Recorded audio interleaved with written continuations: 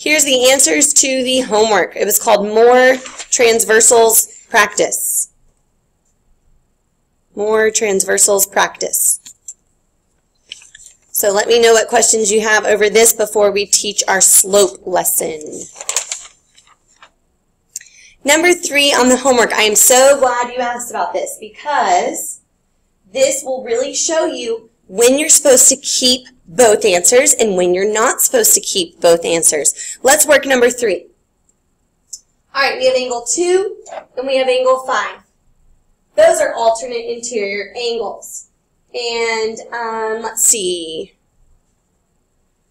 So if alternate interior angles are congruent, then P will be parallel to Q. We want P to be parallel to Q, so we're going to set those angles equal. X squared equals 2x plus 15. X squared minus 2x minus 15 equals 0. So we're going to do our factors. We're going to have x plus 3 and x minus 5. So x equals negative 3 and 5. I have said multiple times that when you have a quadratic, you get 2 solutions. Sometimes you keep both of them, and sometimes you only keep one of them. Here's how you decide what to do. You take what x equals and you plug it into the angles. If all the angles are positive, you keep it. If even one of the angles turns out to be negative, you throw that answer out. You don't even list it in the answer choices. So let's look at this negative 3. X is allowed to be negative. It's the angle that's not allowed to be negative. Let's plug it in. If I plug it in here, what's negative 3 squared?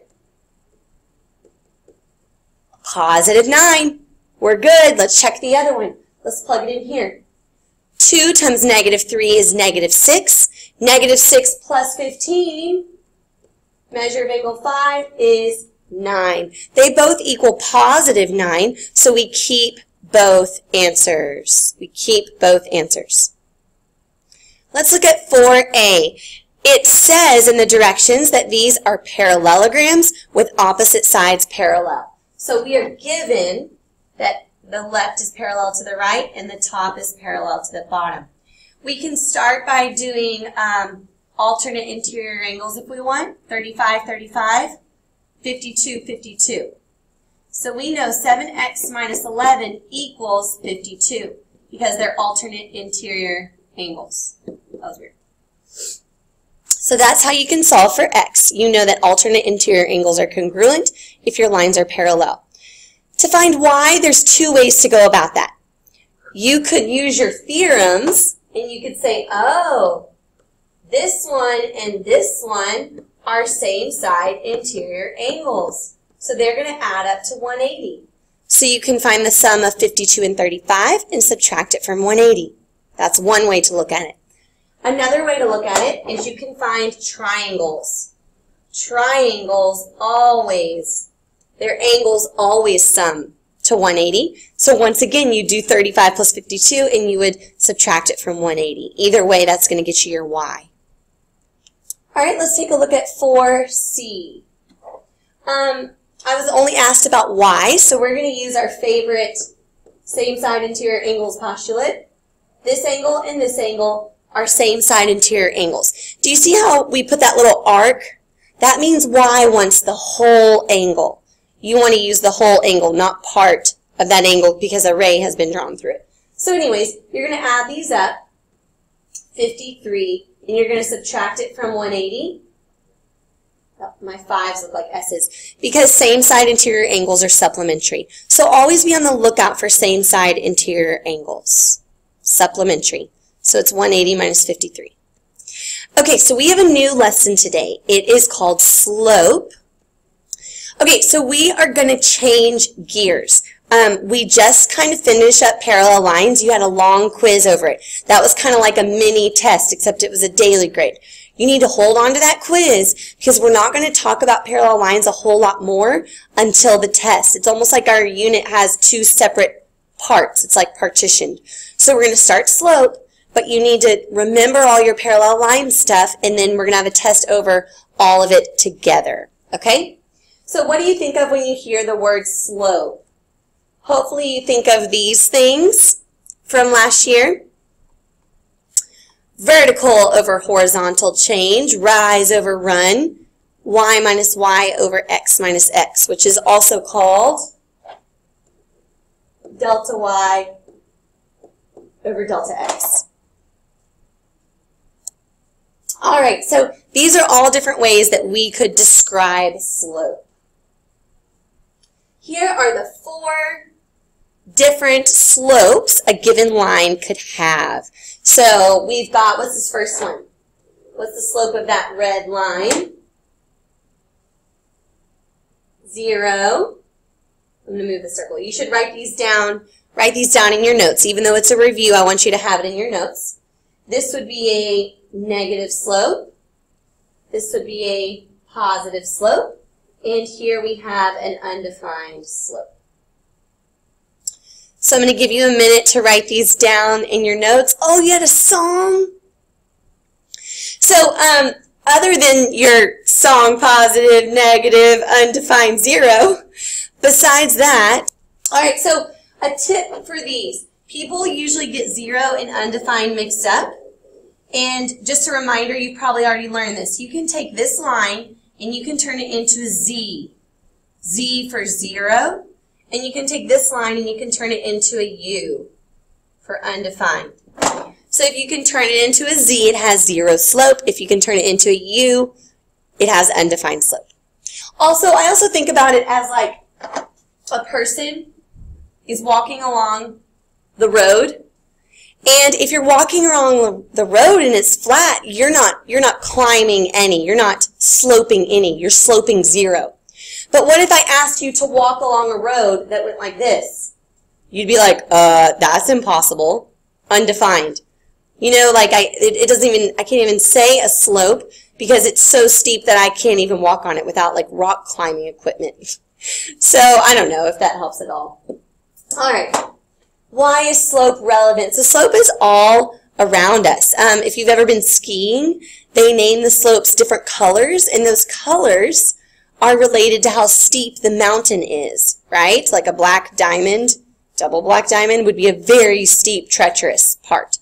Every time you climb stairs, you're dealing with slope, and stairs by building codes have to be a certain slope. When people build like ramps, wheelchair ramps, it has to be at a certain steepness or else they wouldn't be to code. If you've ever been to a football stadium, slope was really important to the person building that stadium. And then this last picture has irrigation. Slope is really important for irrigation purposes. Do you ever see like certain parts of your yard puddle up more than others or certain parts of the street? Slope is interrelated to all of that. What is to code?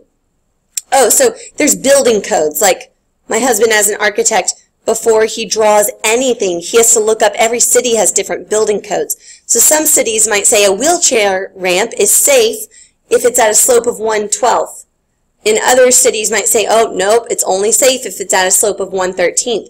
And so people will come inspect the ramp, and if it's not built to code, they have to take it down and start all over. It's building codes that the cities write. Okay, anyways, let's find the slope. So there's all different ways to find the slope. It depends on what you're given. If you're given a graph, the slope is quite easy to count. Just like, remember when we were doing distance formula? And when you were given a graph, you got so excited because, oh, I can just use Pythagorean theorem. I can just count the rise and the run, and that's my leg and my leg, and I could use Pythagorean theorem. But when I gave you 2 coordinates, you had to use the distance formula. Slope is the same way. When I give you a graph, you just get to count. So you need to locate 2 points, point 1, point 2, because remember, it takes 2 points to define a line. So you only need 2 points to find the slope of a line. And then you count rise over run. You can start at any point, but when you go down or you go to the left, it's always negative. So let's say I started right here. 1, 2, 3, 4, 5, 6, 7, 8. And then I'm going backwards, 1, 2, 3. So I rose 8, and I went to the left 3. So my final answer would be negative 8/3. Do you write it as a decimal? No. Do you write it as a mixed fraction? No. Negative 8/3 would be the final answer. A reminder about how algebra works.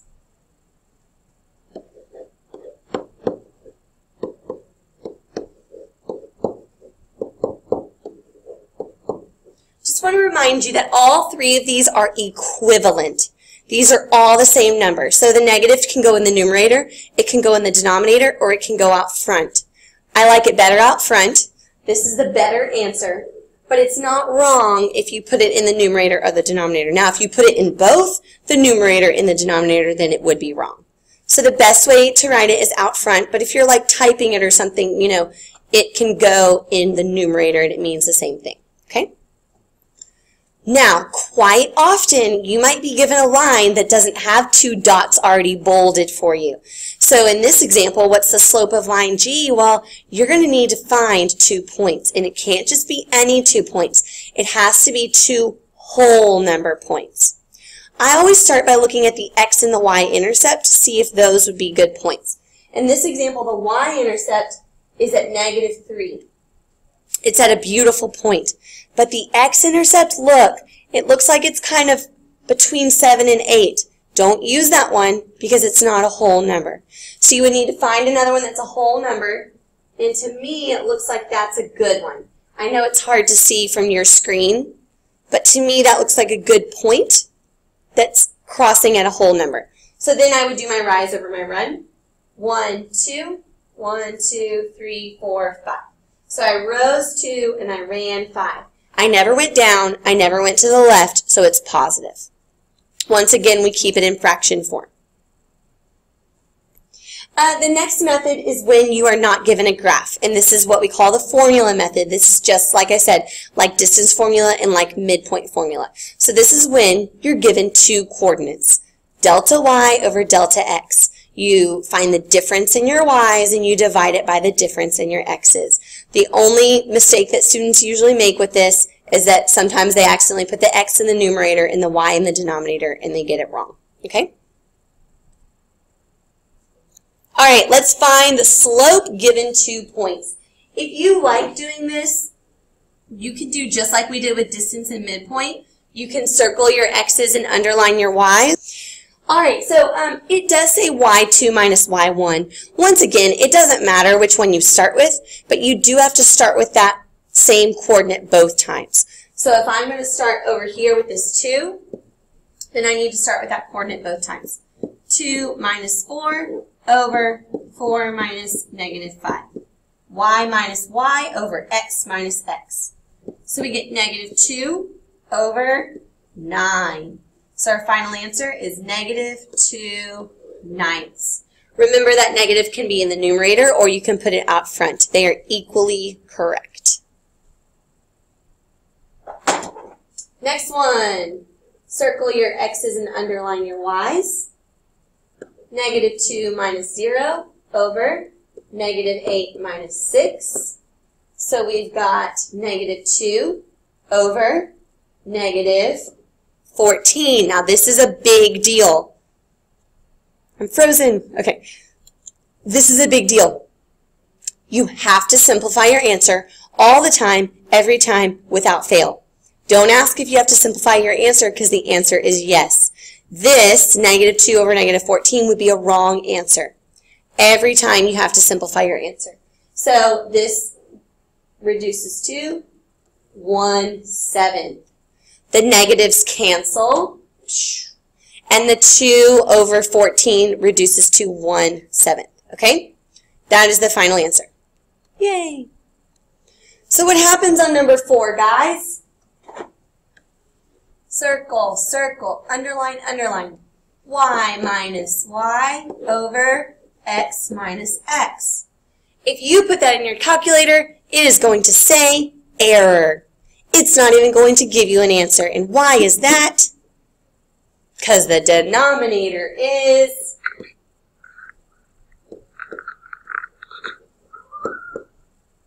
0. Yeah, you can say it out loud. Good. So what's the answer? What is 14 divided by 0? Is it 0?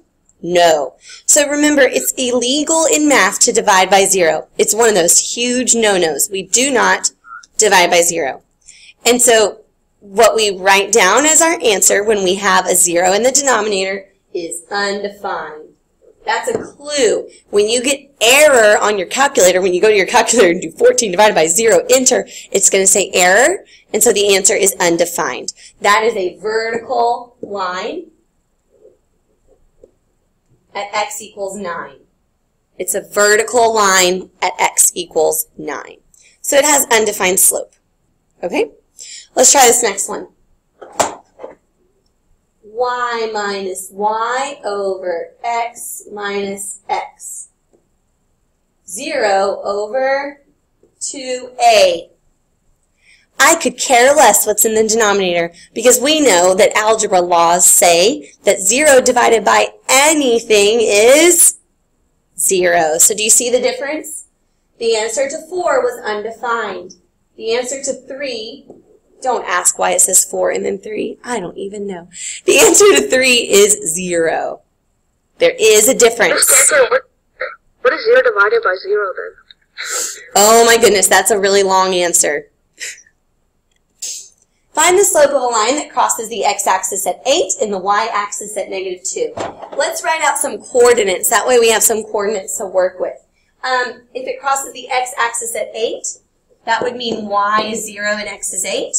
And if it crosses the y-axis at -2, that would mean x is 0 and y is -2. This is not the only way to approach this problem. This is just one way. It's lagging a lot, guys, isn't it?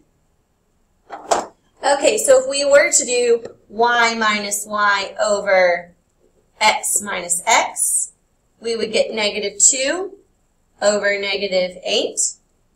Cancel. 1/4. Could you also have sketched a quick picture of this and just counted rise over run? Yes, you could have done that as well.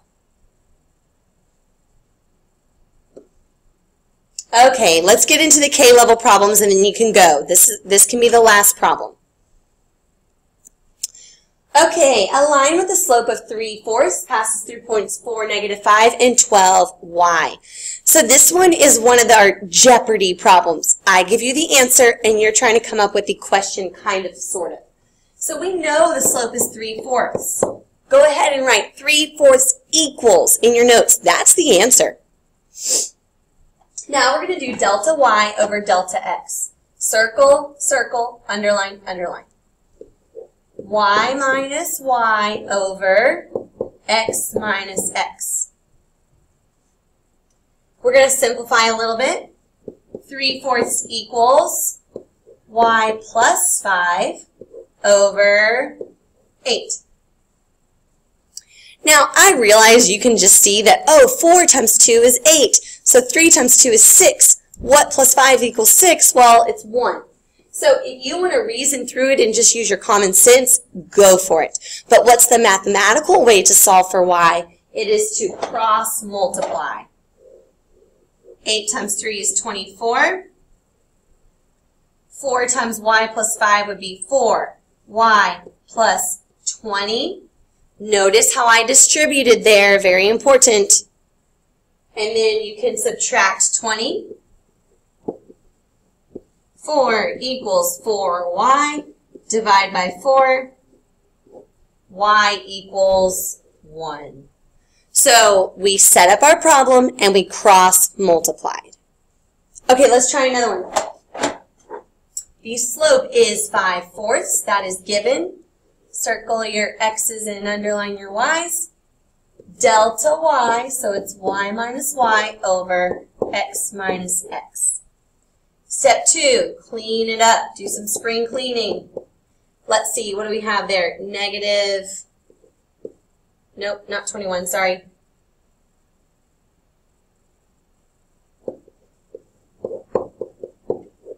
Sometimes Miss Stanton can add. And then we cross multiply.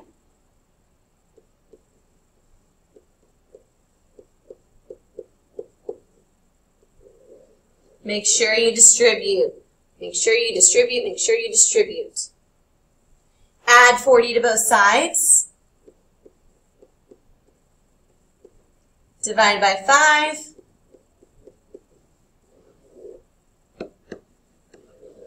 Is x allowed to be negative? Well, of course. It's a coordinate. You're allowed to plot a negative coordinate on the coordinate plane. So yes, x is totally allowed to be negative. That is legal. This is just a reminder of slope-intercept form. You have seen this. You have used this. You know this inside out from last year. In y equals mx plus b, the m is the slope, and the b is, of course, the y-intercept. So if we were to go through each one of these and name the slope and the y-intercept, we would grab the slope by what's sitting in front of the x. Keep in mind, I did not write negative 7x. I just wrote negative 7. X is not included in the slope. The slope should not be a variable. It should be a number. The y-intercept would be 10. On the next one, the slope, we can grab it from there, would be 5/3, and the y-intercept, negative 5.